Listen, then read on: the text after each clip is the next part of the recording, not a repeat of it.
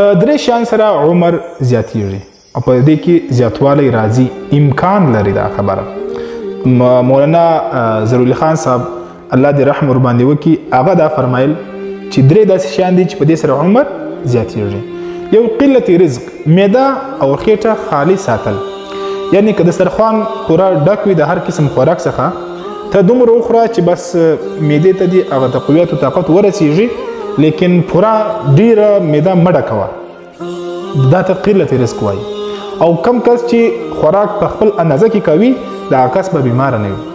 تاسو به خپله تجربه کړې وي، کله چې یو کس ډیر زیاته ډوډۍ وخوري نو هغه بیا په معده باندې بوج وي او خېټې هم خرابوي.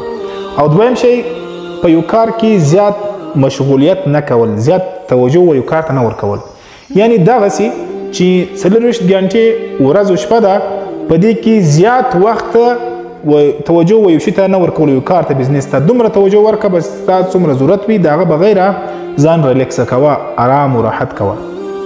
او دریم، د محبت ژوند تیرول، د خوشحالۍ ژوند تیرول، په زړه کې کین و حسد و بغض و نفرت نه ساتل، دغه د عمر د اضافهوالي د زیادتي هغه ذریعه او علامه ده.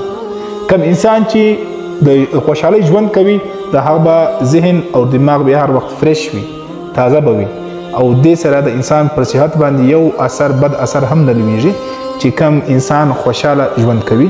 کم انسان چې هر وخت نفرت کوي د چانه او په زړه کې حسد وي، قین وي، بغض وي، د هغه زړه کمزوري کیږي، بدن یې کمزوري کیږي او دته آخر دغه بیماریانې ورته پیدا کیږي. دغه پیغام در سره شیر کړئ. جزاکم الله خیر.